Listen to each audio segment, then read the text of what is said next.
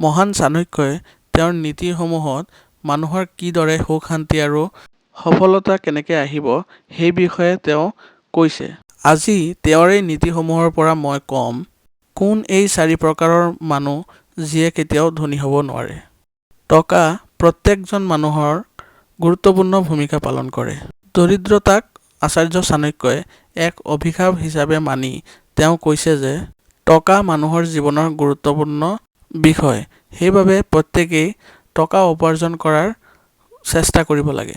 সেইবাবে বুজি লোৱা দৰকাৰ কোন এই 4 প্ৰকাৰৰ মানুহ যিয়ে কেতিয়াও ধনী হ'ব নোৱাৰে। অৰ্থাৎ আপুনি যদি এই 4 প্ৰকাৰৰ ভিতৰত পৰে তেতিয়াহ'লে আপুনি নিজকে নিজে অতি সোনকালে পৰিৱৰ্তন কৰি ল'ব পাৰিব।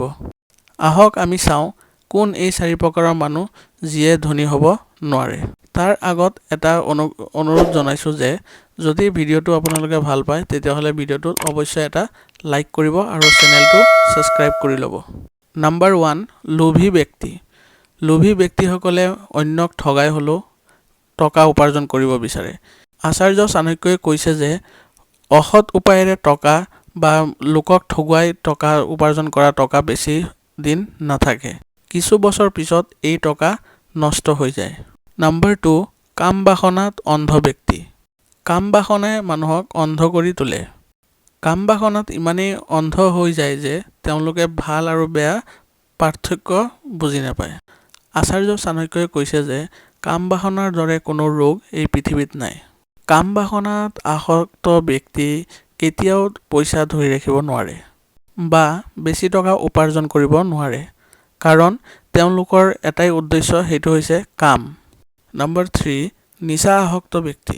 নিচাত আসক্ত হৈ থকা ব্যক্তি কোনটো ভাল কোনটো বেয়া সিহঁতে বুজিবই নোৱাৰে। নিচা আসক্ত ব্যক্তিৰ মগজুৱে কাম নকৰে আৰু তেওঁলোকে যাকে তাকে যি টি কথা কৈ দিয়ে। নিচা আসক্ত ব্যক্তিৰ লাহে লাহে সিহঁতৰ শৰীৰবোৰ বেয়া হ'ব ধৰে আৰু তেওঁলোকে কোনো কামতে একাগ্ৰভাৱে কৰিব নোৱাৰে, ফলত তেওঁলোকৰ উপাৰ্জনো কম হৈ আহি থাকে। নাম্বাৰ 4, জুৱাত আসক্ত ব্যক্তি। জুৱা আসক্ত ব্যক্তিয়ে কেতিয়াও তেওঁলোকে পইচা ধৰি ৰাখিব নোৱাৰে। তেওঁলোকে কষ্ট অবিহনে টকা ইনকাম কৰিব বিচাৰে। জুৱাত বেছি টকা জিকিলেও পিছদিনা আকৌ সেই টকা গুচিও যায়। কোনো ব্যক্তিয়ে আজিলৈকে জুৱা খেলি পেলাই ধন উপাৰ্জন কৰিব পৰা নাই বা ধনী হ'ব পৰা নাই।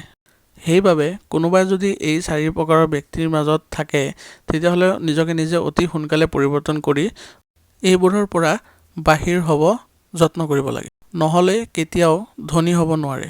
ধন্যবাদ।